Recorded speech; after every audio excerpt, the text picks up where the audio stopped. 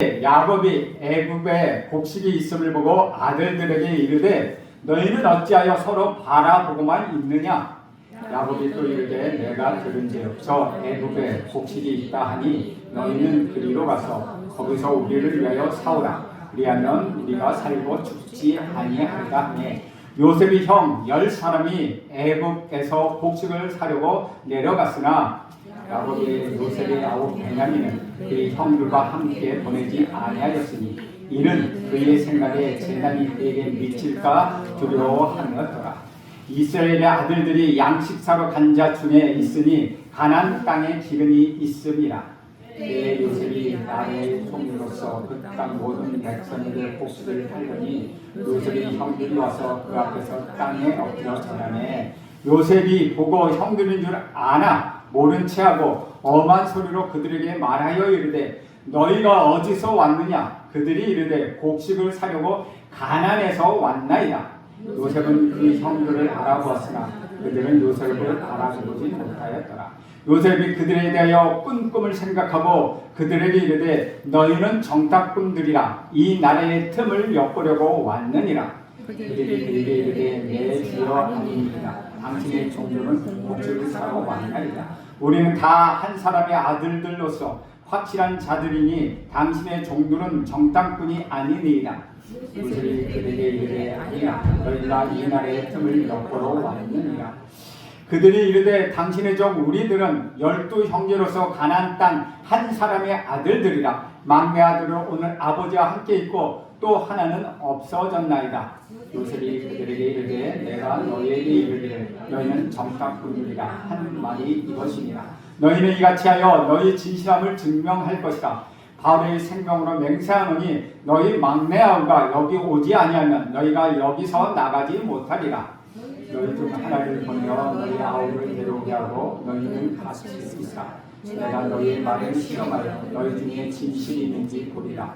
바울의 생명으로 맹세하노니 그리하지 아니하면 너희는 과연 정탐꾼이라 하고 함께 있습니다. 그들은 다 함께 3일을 가두었더라. 아멘. 이것은 주님의 말씀입니다. 오늘은 요셉이 하나님의 섭리로 형들을 만났지만은 그 형들을 모른 체하고 요셉이 형들을 시험하는 내용입니다. 꿈의 사람, 믿음의 사람 요셉은 드디어 그의 나이 30세에 애굽의 총리가 되었습니다. 이것은 모든 것을 감안하고 생각해봐도 있을 수 없는 일로서 하나의 기적입니다. 성경에는 이것을 가리켜 은총, 헤세드라고 말하고 있습니다. 하나님의 사랑하는 여러분, 이러한 은총과 기적이 여러분에게도 있기를 간절히 바랍니다.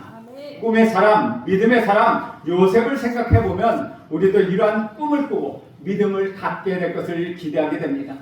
요셉은 17살 소년 때 형들의 미움을 받아 죽음을 몇 번씩 경험합니다. 하루아침에 고아처럼 버려진 요셉, 그리고 나쁜 여자의 모함을 받아 억울하게 감옥 생활을 20대의 그 감옥 생활로 보냈던 요셉, 이러한 최악의 상황 속에서 요셉은 어떻게 영광스러운 애굽의 총리까지 될 수 있었을까요? 이것이 하나님께서 오늘 여러분에게 주시고 하자 하는 메시지입니다. 요셉이 어떻게 이러한 복을 받을 수 있었을까요?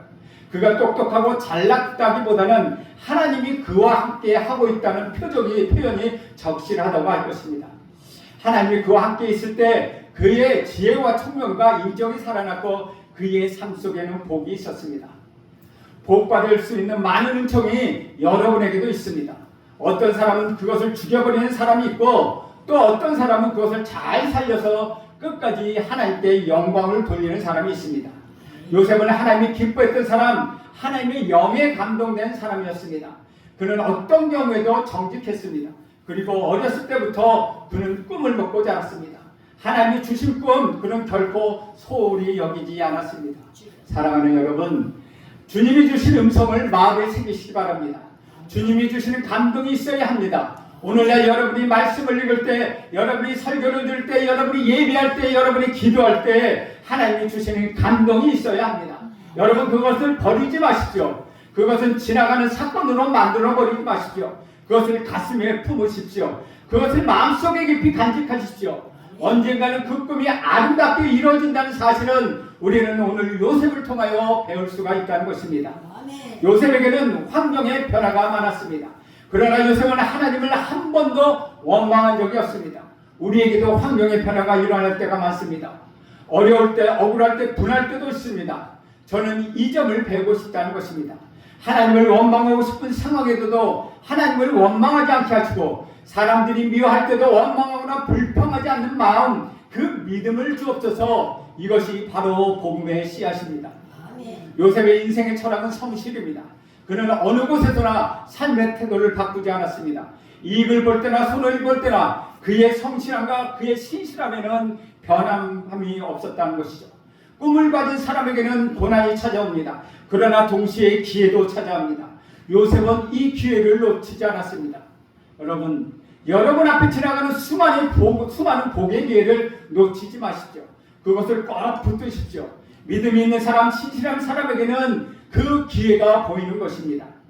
하나님이 요셉에게 특별한 복을 주셨습니다. 그거는 명철함과 지혜입니다. 왜 명철했을까요? 영이 맑고 깨끗했기 때문입니다. 하나님과 가까이 하는 사람은 영이 깨끗하고 맑습니다. 영이 맑은 사람은 사물을 분명하게 보게 됩니다. 하나님은 이런 사람에게 세상 사람들이 갖지 못하는 명철함과 세상 사람들이 이해할 수 없는 이해력을 주십니다. 이 명철함과 지혜는 요셉이 바로왕의 꿈과 술 맡은 관원장과 떡 맡은 관원장의 꿈을 명쾌하게 해석할 수 있는 능력이 되었습니다. 저는 여러분에게 성령이 주신 명철함과 지혜가 흘러넘치기를 축원드립니다. 요셉의 또 다른 특징은 복잡하지 않다는 것입니다. 저는 여러분들이 단순해지길 간절히 바랍니다. 그렇다면 내면에 내용이 없다는 것이 아닙니다. 내용은 깊은데 단순해진다는 것이죠. 많은 일을 하는데 복잡하지 않고 단순하다는 것입니다. 요셉은 30세에 총리가 되었지만 변함이 없었습니다. 그의 인격에는 흔들림이 없었습니다. 높아졌다고 그는 결코 교만하지 않았고, 낮아졌다고 그는 결코 비굴해지지 않았습니다. 감옥에 있을 때나 총리가 되었을 때나 그의 모습은 여전히 똑같았습니다. 저는 이렇게 아름다운 인격이 여러분 모두에게 있기를 간절히 소원합니다. 요셉의 총리가 된 이후에 꿈의 계시대로 7년 대풍년이 찾아옵니다. 창고를 지어 바다의 모래알처럼 살 수 없는 수많은 곡식을 저장하게 됩니다. 꿈의 예언대로 7년 풍년 뒤 7년의 흉년이 찾아왔습니다. 요셉은 흉년이 오자마자 애굽 사람들에게 그 창고를 여져 저장해 두었던 양식을 공급하기 시작합니다. 아무리 무섭고 아무리 사납고 아무리 어려운 흉년이라 하더라도 준비된 사람, 기도하는 사람에게는 고통이 아니라는 것이죠. 재앙이라는 것은 준비되지 않은 사람에게 주어지는 것입니다. 기근은 애굽 땅에만 있는 것이 아니라 주변의 모든 나라에게 이 기근은 동일하게 찾아왔습니다. 51장 57절에 보면 이렇게 기록합니다. 각국 백성도 양식을 사려고 애굽으로 돌아와 요셉에게 이르렀으니 기근이 온 세상에 심함이었더라. 약속의 땅에 살고 있었던 야곱의 가족들이 이 기근의 영향을 받았습니다. 그리고 양식이 떨어졌기 때문에 이제 생명을 두고 이방 나라에 가서 양식을 구하지 않으면 안 되는 긴박한 상황에 빠지게 됩니다. 오늘 1절과 2절을 보면 이렇게 합니다.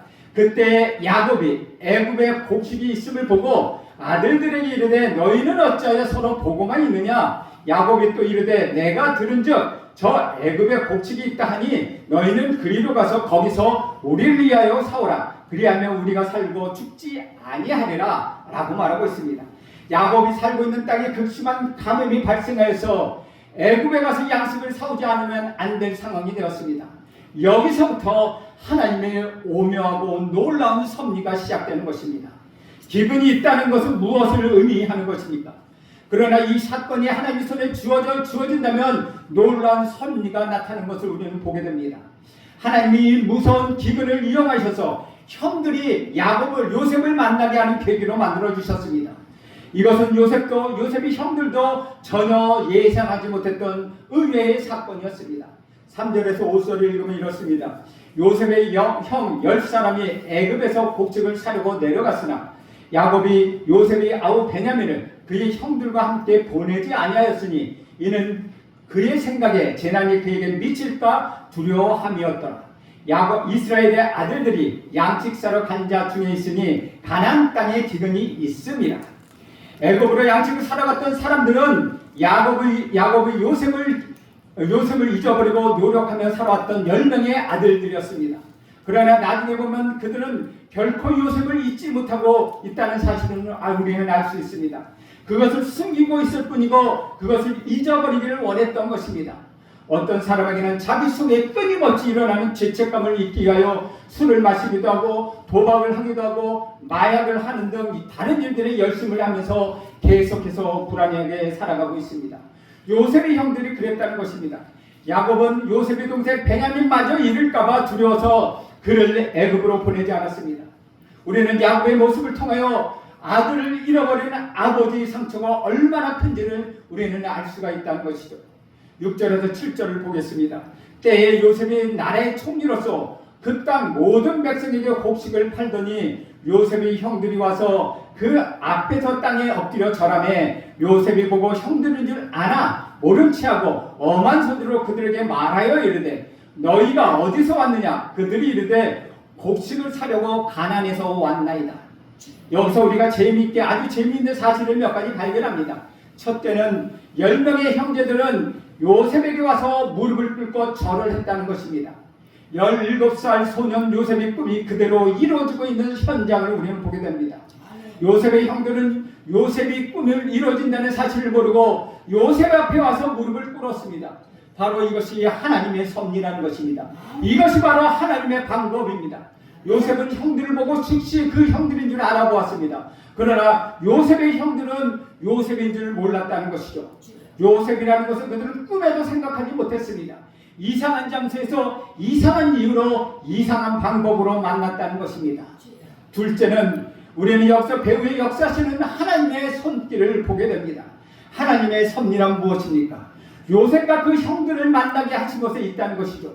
요셉에게 있어서 인생에서 가장 고통스러운 것은 형들에게 당했던 배신이라는 것입니다. 요셉은 의인입니다. 요셉은 정직한 사람입니다. 하나님과 동행했던 사람이기에 이 일을 다 용서하고 잃어버렸을지도 모릅니다. 그러나 잊어버리고 용서했다 하더라도 아직 그 문제는 살아있습니다. 그것은 만나서 문제를 해결하지 않았기 때문이라는 것이죠. 반대로 요셉의 형들은 모른 채 잊어버린 채 그렇게 살아왔지만 그들의 마음속에는 자신들이 동생 요셉을 애굽에 팔아먹은 사건에 대하여 죄책감을 안고 있었다는 것이죠. 이들의 가장 큰 문제는 오랜 세월이 지났지만은 이것이 잊혀지지 않는다는 것입니다. 죄는 세월이 지난다고 해서 잊혀지지 않습니다. 세월이 간다고 해서 죄책감은 사라지지 않습니다. 세월이 간다고 우리가 저지른 죄가 묻혀버리는 것은 아닙니다. 우리 안에 있는 앙금, 죄책감이 술을 마신다고 사라지는 것도 아니라는 것이죠. 요셉의 생애에는 두 가지 숙제가 있었습니다. 하나는 억울한 누명과 고난을 어떻게 벗어나는가 하는 것이었습니다. 요셉은 정말로 억울한 사람이었습니다. 요셉에게는 하나님이 살아계시다면 왜 나에게 이렇게 누명을 쓰고 살아가게 하는가? 왜 내가 이런 내게 수치를 주시는가 하는 문제가 있었습니다. 그런데 이 문제는 애굽 왕 바로의 꿈을 해석함으로 말미암아 총리가 되어 누명을 벗게 됩니다. 그의 두 번째 숙제는 형들을 어떻게 용서하느냐 하는 문제였습니다. 성경을 보면 요셉은 다 용서했습니다. 그러나 요셉은 형들을 일방적으로 용서했지 만나서 형들과 화해하는 화해의 관계를 갖지 않았기 때문에 요셉에게는 이것을 숙제로 남아있었다는 것입니다. 형들을 만나서 가슴을 끌어안고 서로 가슴을 열고 화해합니다. 그래서 만날 수 있는 방법이 없었습니다. 형들은 동생이 어디서 사는지 죽었는지 살았는지 전혀 알 수가 없었다는 것이죠. 이것이 바로 우리의 문제입니다. 우리는 살아오면서 많은 사람들에게 상처를 주고 상처를 받으며 살아왔습니다. 그 상처에 앙금이 있습니다. 용서하고 싶었습니다. 그러나 이것이 잘 안 됩니다. 풀어지지 않는다는 것입니다. 이때 하나님이 또 우리에게 개입하신다는 것이죠. 그런데 용서하지 못해서 앙금이 생겨서 보탬을 세월을 보낸 사람이 또 있었습니다. 바로 요셉의 아버지 야곱이었습니다. 그러나 이 경우는 야곱이 용서를 빌어야 하는 경우였다는 것이죠. 용서받지 못한 자와 두려움과 무서움과 불안의 고통이 있었다는 것이죠. 야곱은 형을 만나지 않았으면 해답을 없었기 때문에 부인과 아이와 가족들을 데리고 원수 같은 형 에서를 만나러 갑니다. 이 문제를 풀지 않으면 아무래도 자신의 마음에 평강이 없었기 때문에 결국 이 문제를 해결하러 떠나는 것입니다. 그런데 그 고통이 너무나 커서 형을 만나러 가는 길에 야곱은 하나님까지 만나지 않았습니까? 야곱이 에서를 보자마자 무엇을 합니까? 형의 얼굴을 보는 것이 하나님의 얼굴을 보는 것 같습니다 라고 말합니다. 형은 이미 용서를 했습니다. 에서는 야곱을 이미 용서했습니다. 서로 용서하고 화해합니다. 그리고 야곱은 무거운 짐을 벗을 수 있었습니다. 요셉의 경우도 야곱과 같은 경우입니다. 하지만 요셉의 경우는 형들이 잘못한 경우입니다. 요셉은 형들이 요셉을 찾아갈 생각을 전혀 하지 않았다는 것입니다. 그런데 기근이 찾아왔습니다. 그들은 쌀을 구하기 위하여 할 수 없이 애굽에 왔다고 생각하지 않고 요셉 앞에 생각하지도 않았게 요셉 앞에 서게 된 것입니다. 이것이 하나님의 오묘한 섭리입니다. 그들은 단순히 쌀을 사러 왔다고 하지만은 하나님은 그들을 요셉 앞에 서게 만들었다는 것이죠. 인간의 지성과 인간의 상식과 인간의 머리로 계획할 수 없는 하나님의 놀라운 섭리였다는 것이죠. 우리가 신앙생활을 할 때 보면 우리가 예측할 수도 없고 우리가 상상할 수도 없는 섭리들이 참으로 많습니다. 이것이 만남입니다. 내가 왜 이 여자를 만났는지, 내가 왜 이 남자를 만났는지 섭리로 풀지 않으면 풀리지 않는다는 것입니다. 왜 우리 집이 예수와 전혀 상관이 없었는데 예수를 믿는 여자가 시집와서 시어머니와 싸우고 분란을 일으키더니 드디어 가족을 복음을 얻게 되었구나. 이것이 바로 섭리이며 진리라는 것입니다. 이것을 이해하기는 참 어렵습니다. 이것을 알고 나면 눈시울이 뜨거워집니다. 가슴이 벅차오릅니다. 그리고 자신이 지나온 고통과 방황의 의미를 알게 된다는 것이죠. 요셉은 형을 만나러 오는 것을 깨닫지 못했지만 이미 하나님의 섭리는 시작되고 있었습니다. 우리는 여기서 하나님께서 자연현상을 이용하셔서 하나님의 구원의 역사를 만들어 가신다는 것을 우리는 알 수 있다는 것이죠. 지진과 기근과 전쟁을 이용하기도 하시고 모든 재앙을 하나님이 이용하시기도 하십니다. 요셉의 형들도 꿈에도 요셉을 이런 자리에서 만날 것이라고는 생각해보지 못했습니다. 바로 우리가 그렇다는 것이죠. 요셉을 구덩이에 집어넣고 애굽에 가는 상인에게 판 것처럼 우리는 하나님은 멀리 떠나 죄책감을 가지고 살아가고 있습니다. 요셉의 형들이 이 문제를 피해보고 싶었지만 잊어버리고 싶었던 것처럼 죄 가운데 빠진 인간들은 하나님을 잊고 싶고 모든 것을 포기하며 살아가고 있다는 것이죠. 그러나 요셉의 형들이 매일 밤 알 수 없는 불안감과 초조감에 사로잡혔다는 것처럼 사람들도 왠지 모르게 불안하다는 것이죠. 하나님이 기근을 통하여 요셉의 형들을 몰고 가는 것처럼 하나님은 나를 저와 여러분을 하나님 앞으로 몰고 가고 계시다는 것이죠.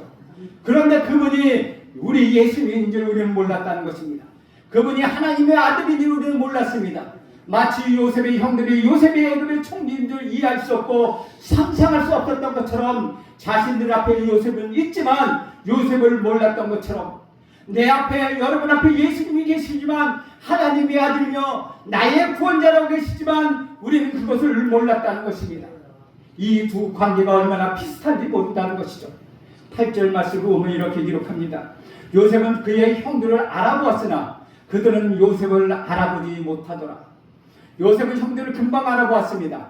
하나님은 여러분을 금방 알아봅니다. 여러분이 하나님은 모르고 있을 뿐이라는 것이죠. 요셉이 형들을 모른 채 한 것에 구원의 놀라운 비밀이 숨겨져 있다는 것이죠. 만약 그 자리에서 요셉이 형들을 아는 채 했다면 그들은 과거의 잘못에 대하여 참회할 기회를 얻지 못했을 것입니다. 그들이 참회하기도 전에 내가 당신을 용서했습니다 라고 하면 그들은 과거를 깊이 참회할 복을 잃어버리게 된다는 것이죠.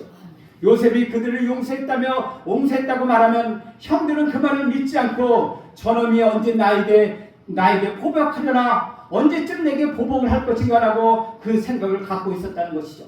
이럴 가능성이 매우 많았다는 것입니다. 요셉이 형들을 아는 채 하지 않음으로 말미암아 형들이 자신의 과거를 돌이켜보게 함으로 인하여 마음속 깊은 곳에 회개와 참회를 하게 하는 기회를 만들어 주었다는 것이죠. 이것이 얼마나 중요한 일입니까? 여러분이 회개하기도 전에 하나님이 내 죄를 용서했다라고 하면은 그 사람은 참회의 기회를 잃어버리는 것입니다. 정말 하나님 앞에 돌아 눈물을 흘리며 감격해하며 기뻐할 수 있는 그 기회를 놓쳐버리는 것입니다. 하나님은 우리를 구원하시고 우리를 용서하시면서 우리로 하여금 기쁜 참여와 회개와 나의 인생에 대한 반성을 하면서 하나님의 은혜에 감격해가 하는 그런 과정을 여러분 속에서 만들어 가신다는 것이죠. 이 비밀을 알지 못하면 하나님 왜 나를 골탕먹이나 빨리 해결해 주시지 왜 이렇게 뜸을 들이고 있으시나 라고 생각하게 된다는 것입니다. 그러나 그것을 가만히 생각해 보면 하나님의 깊은 사랑이 그 안에 담겨져 있다는 것이죠. 주 안에서 사랑하는 여러분, 회개는 다 하셨다고 생각하십니까? 여러분이 얼마나 회개를 못했는지, 회개를 했는지 안 했는지조차도 모르고 있는 것은 아닙니까? 요셉은 형들을 압박하기 시작합니다. 9절에서 13절 말씀 보겠습니다. 요셉이 그들에게 대하여 꿈을 생각하고 그들에게 이르되 너희는 정탐꾼들이라 이 나라의 틈을 엿보려고 왔느니라. 그들이 그에게 이르되 내 주여 아니니이다. 당신의 종들은 곡식을 사러 왔나이다. 우리는 다 한 사람의 아들들로서 확신한 자들이니 당신의 종들은 정탐꾼이 아니니이다. 요셉이 그들에게 이르되 아니라 너희가 이 나라의 틈을 엿보러 왔느니라. 그들이 이르되 당신의 종 우리들은 12 형제로서 가나안 땅 한 사람의 아들들이라. 막내 아들은 오늘 아버지와 함께 있고 또 하나는 없어졌나이다. 요셉은 형들을 정탐꾼으로 몰아붙여서 형들이 진실하게 말하게 하는 것이었습니다. 그래서 형들의 말은 진실입니다.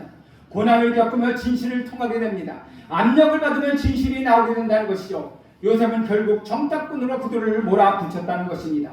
14절을 보겠습니다. 요셉이 그들에게 이르되 내가 너에게 이르기를 너희는 정탐꾼들이라 한 말이 이것이니라. 요셉은 그들에게 대한 증거를 대라고 말하고 있다는 것이죠.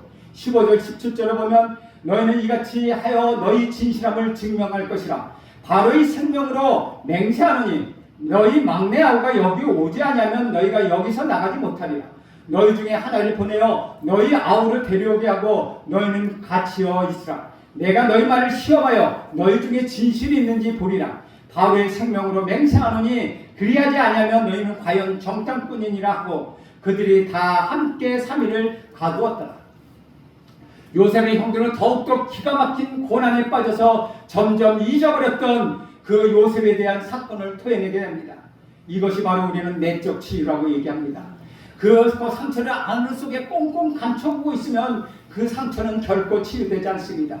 그 상처를 자꾸 내뱉어서 말함으로 인하여 그 상처가 치유되는 것, 우리는 내적 치유라고 합니다. 기억하고 싶지 않은 비밀을 고백하고 숨겨져 있는 죄악들을 하나씩 들춰내야 되는 상황이 되었다는 것이죠. 저는 오늘 하나님께서 여러분 안에 꽁꽁 숨기고 있는 죄, 결코 말하고 싶지 않은 죄를 하나씩 들춰내시길 간절히 바랍니다. 이것이 고통이 아니라 이것은 축복입니다. 우리들은 교회에 나오지만 문제는 해결되지 않고 어려운 일들이 가중되면서 하나님을 원망하는 경우가 있다는 것이죠. 혹 여러분 이러한 상황에서 하나님을 의심하다가 믿었다가 하지는 않습니까? 하지만 하나님은 계획이 있으십니다. 여러분이 마지막 것을 내어놓지 않고 중요한 것을 가지고 있기 때문이라는 것이요. 그러면서도 자신이 다 있다고 생각하기 때문이라는 것입니다. 사랑하는 여러분, 하나님이 결코 속지 않습니다. 여러분을 잊어도 하나님 결코 잊지 않으십니다. 요셉의 형제들이 자신들의 모든 것을 고백하고 벌거벗고 난 후에야 비로소 요셉은 자신을 드러냅니다. 이것이 하나님이 우리를 다루시는 방법입니다. 형들에 대하여 요셉의 모습은 비정하거나 잔인한 것이 아니라는 것이죠. 그 형들의 영혼 깊은 곳에서 용서와 치유를 체험하게 하는 과정이었다는 것입니다. 주 안에서 사랑하는 여러분, 하나님이 우리에게 주시는 메시지가 바로 여기에 있다는 것이죠. 요셉이 형들을 몰아가는 과정 속에서 하나님은 그들을 만지시고 숨은 죄악을 토하게 하시고 잊고 싶었던 과거를 회상하게 하시고 그 죄악을 씻으시고 덮어씌우고 치욕스러웠던 과거를 다시 만지셔서 회복시키신다는 것입니다. 예수님은 여러분의 죄를 이미 용서하셨습니다. 그러나 그것을 감사함으로만 끝내면 안 된다는 것이요. 내 속에 뿌리 깊은 죄악을 뿌리채 드러내게 해야 한다는 것이죠. 내 안에 숨겨진 모든 죄악의 뿌리를 송두리째 드러내지 않으면 진정한 회개와 진정한 구원의 역사가 있을 수 없다는 것입니다. 왜냐하면 시간이 지나면 지날수록 똑같은 문제에 봉착하게 되기 때문이라는 것이죠. 그렇게 함으로써 진정한 회개, 용서, 감각, 기쁨을 만들어져 가시는 우리 하나님의 과정이었다는 것입니다. 사랑하는 여러분, 여러분의 죄는 이미 용서받았습니다. 그러나 하나님께서 여러분의 죄에 대하여, 여러분의 과거에 대하여 깊은 참회의 고백을 드러내야 한다는 것이죠. 얼마나 깊은 참회의 고백을 하느냐에 따라서 여러분의 믿음이 결정되는 것입니다. 우리 구주 예수 그리스도는 우리 죄를 위하여 돌아가셨는데 저와 여러분은 아무런 아픔 없이 혹시 그 구원을 받아들이고 있지는 않습니까? 하나님의 말씀은 반드시 이루어집니다. 한 채 어긋남도 없이 하나님의 말씀은 반드시 이루어집니다. 하나님의 섭리의 손이 여러분과 함께 하시기 때문이라는 것이죠. 사랑하는 여러분, 하나님의 뜻대로 부르심은 자들에게는 모든 것이 협력하여 생명과 선을 이루어내신다고 우리 하나님 분명히 약속하셨습니다. 요셉의 하나님이 오늘 여러분의 하나님, 여러분의 하나님임을 고백하십시오. 요셉의 하나님 나의 하나님이요, 나의 가정의 하나님이요, 나의 자녀의 하나님이요, 나의 하나님을 여러분 고백하십시오. 발걸음을 힘있게 내딛는 하루가 되기를 기도하십시오. 만나는 모든 상황 속에서 하나님 백성에게 모든 을 협력하여 선을 만들어 드시는 그 신실하신 하나님을 잊지 마십시오. 그리하면 하나님의 섭리가 여러분의 삶을 이끌어 가실 것입니다. 하나님의 섭리가 여러분의 가정을 이끌어 가실 것입니다. 여러분의 자녀들 분명하게 승리할 것입니다. 여러분 삶 속에 하나님의 진리와 찬양이 넘쳐나게 될 것입니다.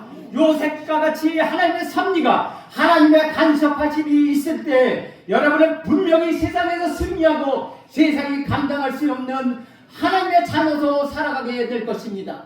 여러분 하나님께 감사하십시오. 하나님께 찬송을 올려드리십시오. 기도하겠습니다. 주님, 오늘 이 밤이 가기 전에 내가 잊어버리고 싶었던 것, 내가 잊고 있었던 모든 지향의 뿌리가 드러나게 하옵소서. 용서받게 하옵소서. 치유되게 하옵소서. 하나님의 기름 부으심을 허락하여 주옵소서. 정결한 마음을 허락하여 주옵소서. 예수님의 이름으로 기도합니다. 아멘.